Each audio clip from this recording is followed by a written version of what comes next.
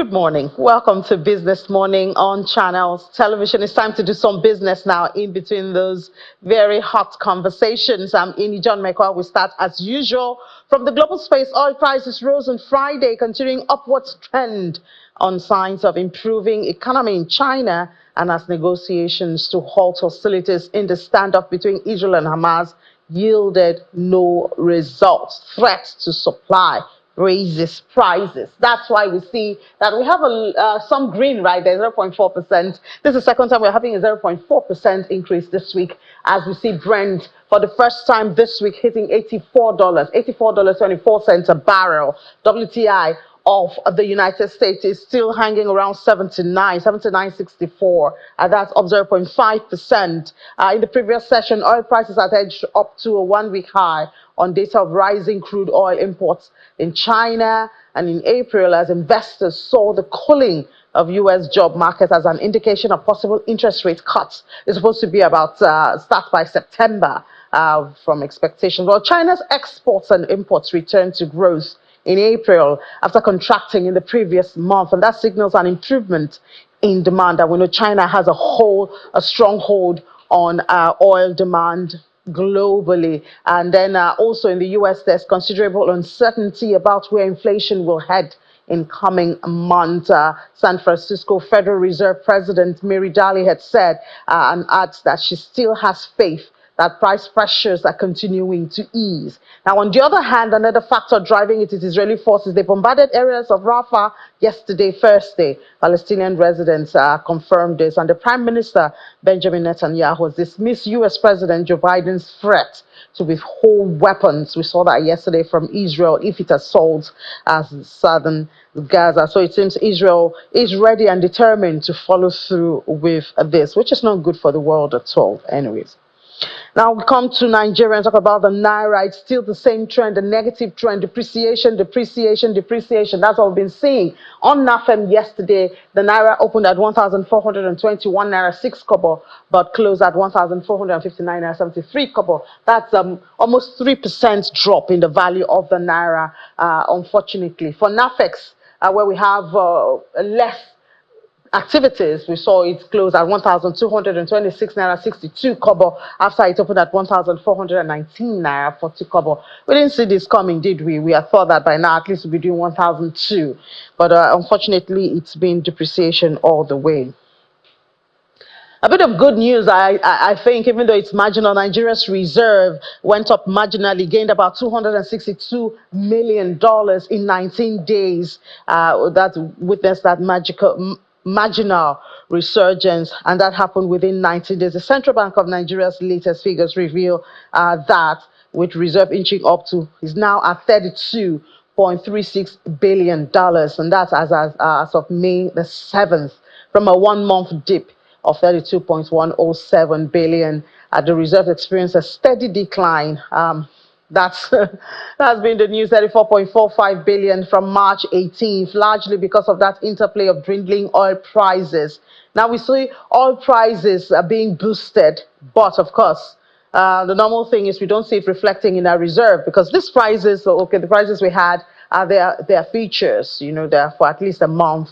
This is for June features, so you don't expect it to reflect immediately in our reserve. Apart from that, are we meeting up even with our production quota for us to expect that? So these are the issues when we discuss Nigeria. Another major issue in the country at this time is reactions. Of course, Nigerians have continued to talk and are continuing to talk. Yesterday, the lawmakers talked about this. That central bank's directive to deposit money banks on charging cybersecurity levy on electronic transactions. A lot of interpretations. Who is supposed to implement it? Who is supposed to be charged? Is the charge supposed to be on the value of what is being transacted? Is it supposed to be on the charges? A lot of clarification needed. But the latest is from the Nigerian Economic Summit Group. They believe that the cybersecurity levy needs to be reconsidered, especially when you look at the timing and some of the macroeconomic indices at this time. They talk about the cost of living and rising inflation. They say it is mistimed, and the NESG also points to the cybersecurity levy that it adds to the list of levies and taxes collected by financial institutions. We did have a list of that, showed you at least 10 of it. That's if we have not even missed out some. And they suggest, that's the NESG, suggests that bank transaction costs should be reduced and signal clarity to improve trust in the financial system and to entice more people to be financially included. We're talking about financial inclusivity in Nigeria. We see the numbers, I think about 70% and all of that. I'm talking about the financial institutions.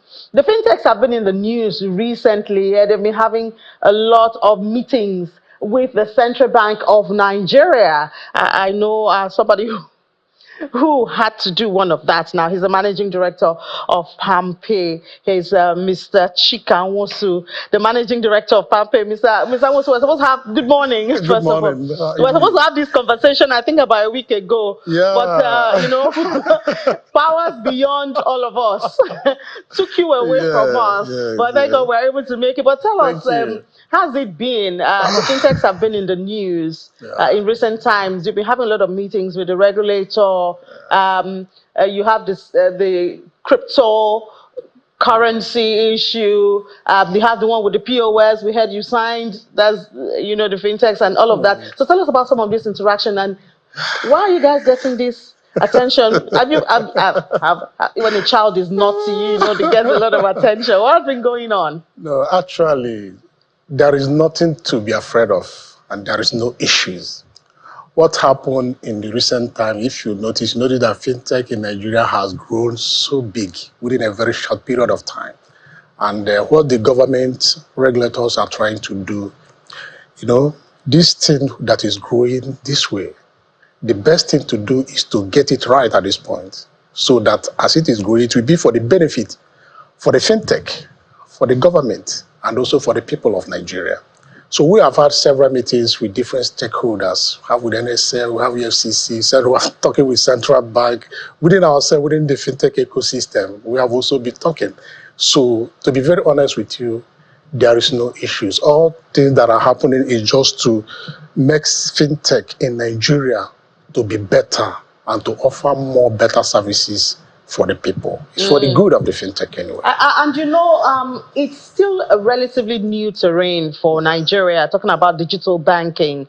Nigerians are used to, I know a physical address. I know you do have offices, but I mean, it's not for the banking activities. The banking is actually supposed to be done on devices and all of that. So you still have a way to go in winning the trust of Nigerians. So whenever there's any news that has to do with any, like now, no more onboarding of new customers.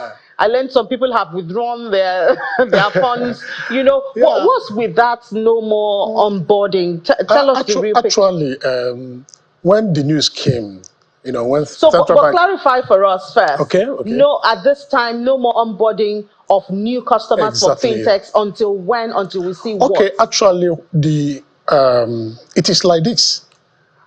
After the meeting with NSA, so we agreed on some gray areas that we need to put in place.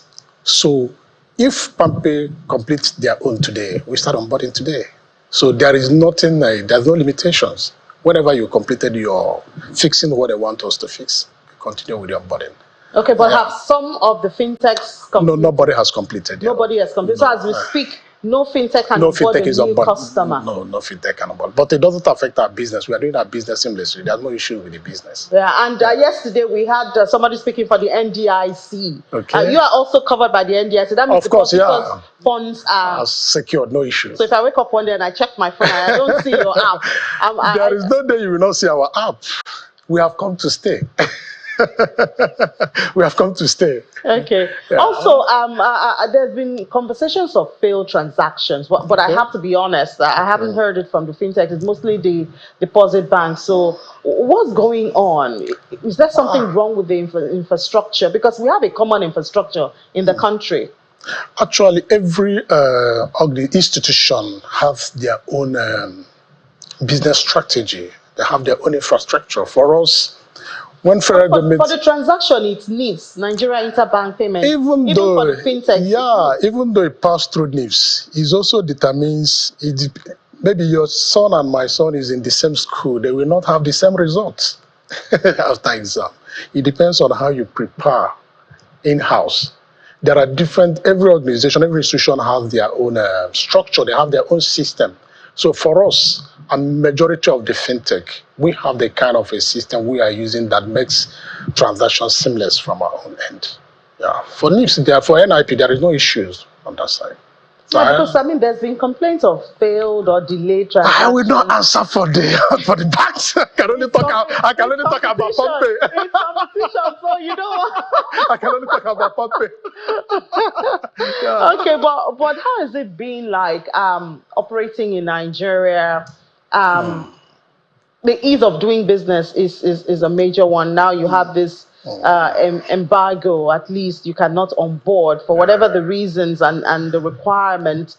It sends some kind of uncertainty, you know, into the landscape. So how is it like, and what's the plan to solidify your stay in the economy? Yeah, actually, that is actually what I said at the beginning of this discussion. Whatever that is happening now is actually for the good of the fintech. You know, you talk about trust at the beginning. Initially, when we started our business newly in Nigeria, there was this issue of trust. There was a day someone was talking even behind me. Someone was telling someone about PoliticsToday. He said, "This PoliticsToday you are talking about, do you know who they are?" I just smiled. So that is the issue of trust. But I can tell you, in the last 1 year after the cashless policy, the trust has started growing. And I can tell you also that doing business in Nigeria for us in the fintech ecosystem is not that quite easy, but Nigeria is actually highly compliant when it comes to digital payment. People are also embracing it even more than you can even anticipate. There are so many people you think that wouldn't want to do digital transaction, use our app. Many of them are using it. They use it to pay their bills. They use it to even to do money transfers to their family member because it's very easy, it's very, very seamless. You know, do so many other things you can do with it. So yeah, but this cybersecurity levy is going to discourage some of your transactions. Well, for the cyber security levies, you know, for now, a lot of discussion are still around it. A lot of people are also trying to have discussion with Central Bank. And you can see even that yesterday, it's the National Assembly, House of Reps also coming up with something. And our own fintech network will also doing something, trying to give also some suggestions to Central Bank about the cyber security levies. For now, I don't think we don't have much to say about it. Yeah. So the association is still keeping it under wraps. Everything is still Maybe we'll get your association president to come and tell us. Everybody is talking about it, and it's going to directly impact your business because you are doing. Your electronic transaction. Exactly. Definitely, it will impact on our business. But let us see how it goes. Yeah. All right. So also there's the path to 1 million digital jobs. Yeah. Are you part of the plan of the president, or you came on your own? Are you part of this 1 million jobs? No, yeah, we are. If you watch in the recent time, there's a lot of government have done a lot of things in terms of the digital economy. There's also this digital economy strategy, policy and strategy, you know, and several other entrepreneurship skills, acquisition, development. So all these things also will lead to the path of creating more jobs for the youth and also for the people of Nigeria. Yeah, we also part of it. Then how are fintechs contributing, apart from you just doing your business? Okay. For traditional banks now, deposit banks mostly, and even, you know, the microfinance bank, they have interaction with the real sector to try to create value, give loans and all of that. Do we see that from fintechs? For us, we are the MMOs. That's the license we have. We don't give loans. But there are other things we are doing for the people. Like payments. You pay for your electricity bill, pay for your DSTV. You're not paying for them, they're just using your platform. That's what I'm saying. We create this system, we create this platform for people to pay. We are adding value to the people. Apart from that, even we also offering service now. People can save on our platform and get 20% interest. So we try to create this, support people with this, you know, make them to save money. We also have, what do you call it again? Even our transfer. Money transfer, you put money in our platform, you can also transfer to people. There's so many other services we are, you know, creating for people. We have our agency banking system, which we have in almost all the local government in Nigeria. So in order to support the financial inclusion of the government. So We have a lot of other things we are doing, but we don't give loan. But you're contributing to the financial inclusion. We are contributing seriously to the financial inclusion. You have to pray about the cyber security levy, because that's a threat. Well, that's a major threat to your work. Let's see how it goes, because I don't think that will be concluded until when they say we should start there. No problem. But if government can also do something not to implement it in a way that it will affect us, we'll also be happy about that. Well, you have to talk and we're already talking. All right, Mr. Chikanwosu, the Managing Director of PAMPE, thank you so much for your time. Thank you, Indeed. Thank you so much. All right. Good having you. Yeah. Okay, thank you. All right, so that's the fintechs. There's so much in the news now. Well, everybody has to be regulated if we want to have a more coordinated economy. From there, we talk about investments, especially for startups. Nigeria is, well, we're attracting a lot of funding into the startup space, but are we sustaining it? Can we sustain it? That's the conversation that we're going to have with the Managing Director and the Head of Africa for British International Investment, Mr. Christopher Chijutomi. Mr. Chijutomi, well, British International Investment has been very busy in Nigeria, especially in the agricultural space. We do know there are some companies that they are supporting and have been supporting for a bit. Now let's have Mr. Tomi is joining. Mr. Chijutomi, it's not just Tomi, joins us virtually now. Mr. Chijutomi, good morning. Good morning, and thank you for having me. Good to have you. So, British International Investment, I know some of even our clients here on Channels Television have been very busy partnering, supporting economic activities, especially you're very interested in the agricultural sector. What's the motivation? You know, because, I mean, every transaction, you must get something out of it. You don't just do it because you feel good about it. Yeah, firstly, thanks for the question. So I guess maybe I'll start by saying who we are. So British International Investment, we're the UK development finance institution. And what we are is we're an impact investor that invests alongside the private sector to create economic growth across two main markets, Africa and then Asia. And then for Africa, Nigeria is one of our biggest investment markets. We've been investing in Nigeria since 1948, so just over 75 years is what we've had a history with Nigeria. And if I look at what we have today in Nigeria, we have over $700 million of investments across over 100 companies. So our motivation ultimately is linked to our mandate, which is to create economic development, which is to create jobs, and which is to try and uplift and drive the development of the private sector in a big market like Nigeria. You are encouraged so far with the results of your investments. Some people do talk about sometimes investments are mismanaged or abused, you know, and that, of course, will discourage future. But would you say so far you're encouraged with the results of your investments in the different organizations you've been involved with? Yeah, I think the results are, there are different reasons why we invest. So we invest, one, because we have to make a financial return back to our shareholders. But the big reason we invest is to create economic development. And we measure economic development in three ways. So one is around productivity. So are we creating enough jobs? Are the jobs then linked to taxes being paid in the jurisdictions that we're invested in? Are we driving efficiencies within markets?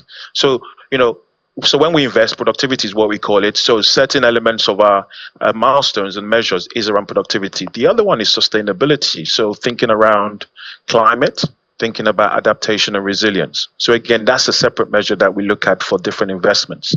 A big one, particularly if I think about our exposure in Nigeria, is financial inclusion.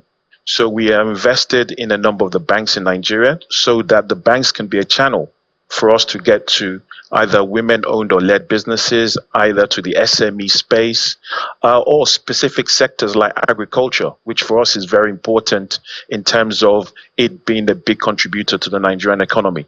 So our focus is mixed across returns, but also impact.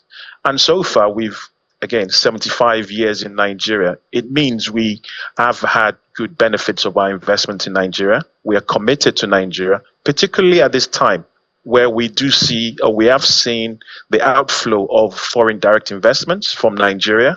And we think institutions like ourselves at this time is particularly important for enabling the direction of the new administration in terms of where they want to see Nigeria in terms of growth trajectory. So that's kind of what I would say. All right, you did mention the issue of climate change and, how you measure your productivity or the results of your different investments. And I know that, especially when you talk about your interest in banks, there's a notion now that in pushing the climate change conversation, climate change or sustainability development strategies are also considered. How popular is that when you're dealing with Nigerians? So I think first, I guess the first thing, popular, it is a topic of conversation now across any channels. When you're speaking to banks, when you're speaking to manufacturing company, when you're even speaking to agricultural company, everyone is talking about climate, be it climate mitigation, as in utilization of renewable energy, reduction of diesel, burning of fossil, or people are thinking about waste or water, utilization of natural resources.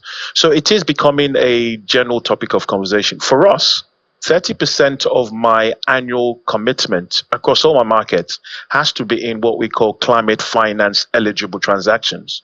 So for Nigeria, we're very keen and focused on trying to help Nigeria with its net zero transition plan. So us looking at investing in renewable energy or related industries. So we do that through banks, where banks are then supporting companies that do want to transition. Transition finance is a big area of focus for us, and we see a big opportunity in Nigeria when we think about the heavy fossil fueled industries. How can we help those industries transition from fossil ultimately through to sustainable fuel? How can we help them with the reuse of water or waste? So these are kind of key areas of conversation. I think 2 weeks ago, we had our lead for climate actually come into Nigeria to meet various industries, from steel manufacturers to kind of food and agri producers. And the conversation was around, how can we help with transition finance? How can we help businesses move away from where they are today on the climate, but ultimately where they need to be in relation to the Nigerian government's drive to net zero?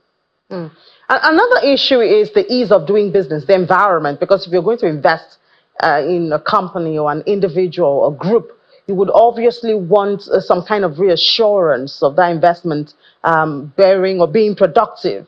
And when we talk about the ease of doing business, the environment in Nigeria, what level would you place the country at this time? So Nigeria is, like a lot of countries in the continent, has its challenges and has its opportunities.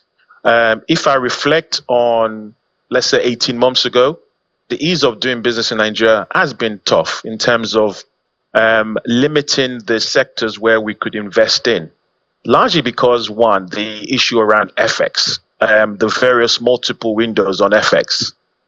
Turn the clock to where we are today now. There has been an FX liberalization. There are now no more multiple FX windows. So as an investor, that gives me some level of certainty in terms of when I look at companies or to invest in, or when I give companies facilities. So I think that's been a positive step in the right direction. I think the other direction that I was always challenging was the cost of the kind of monetary policies. Liquidity. A lot of our companies 18 months ago have struggled to be able to repatriate dividends out of the countries, or even capital to repay facilities out of the country. We're now seeing a situation where government has cleared some of the backlog. FX liquidity is improving. Again, as an investor, these are the right signs. These are the right positive steps being taken to at least give us an understanding of the enabling environment and the landscape. The other one is insecurity. We are seeing positive steps around that, but also oil export stability for Nigeria. More oil being exported means more revenue for Nigeria, which means more in terms of helping the FX scenario. So again, that's moving in the right direction. So I would say 18 months ago, the enabling environment was tough. It didn't stop us from investing because we're a long-term investor. but it did obviously impact the way we looked at certain sectors. If I now look at where we are today, and you could say nearly 12 months into the current administration, the trajectory is positive for us. So far this year, we've already invested over $100 million in Nigeria, both in terms of the food and agri sector, with a recent investment in Indorama, $65 million, as part of their $1.2 billion raise for fertilizers in Nigeria. We've given one of the key banks a credit facility. And these are all part of us seeing that the enabling environment is getting better. Not perfect, but it is getting better and in the right direction. Yeah, well, maybe that not perfect would be referring to the taxes. Already, businesses pay about 40% of their profit as taxes, and now the country is talking about the cybersecurity levy, which of course is going to increase that tax burden again. Even though we do have a committee that's supposed to harmonize the taxes, I guess this would be one negative that is still in that ease of doing business environment. Yeah, no, I think anything that creates uncertainty is negative for investors or for companies or for the general population. So tax contribution is a key part of why we invest. If I look at what we've done in Nigeria, so at 2022, we've paid roughly about $70 million worth of tax back into Nigeria, either directly or through a number of the companies we've invested in. So I think that's a key part for us. That's a key part of development in the country. But understanding the legal framework is fundamentally a key part of any investor, any business operating.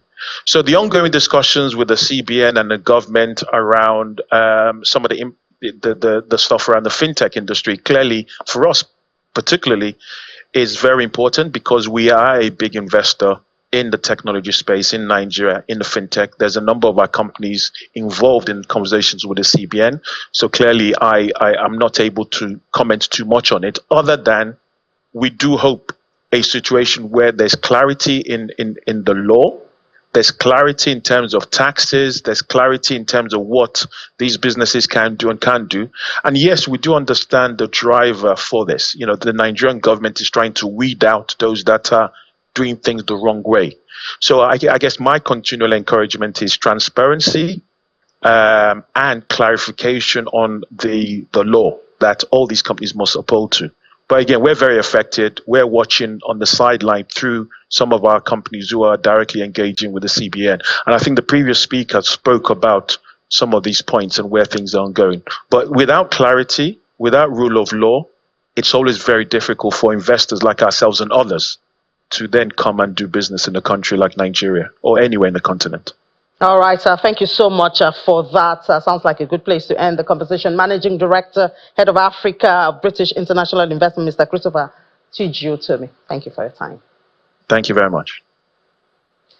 All right, just the market numbers before we head back to the Sunrise Daily Studios. It was a positive close at the NGX yesterday. It might be slim, but it's a positive, and we do have the green there, even though we are not even back to our 99,000 level. Equities cap has gone, we had 55.55 for like 2 days, but at least yesterday we closed with 55.57 trillion naira. Activity was green yesterday. The bull is back, but it doesn't have its 2 feet. It has just 1 foot down. Top trades yesterday, Nigerian Breweries, UBA and GTCO, and they made the top trades, got the most attention yesterday. More markets at 1 p.m. Aniti Edet will be here. You don't want to miss it. Let's head back to the Sunrise Daily Studios.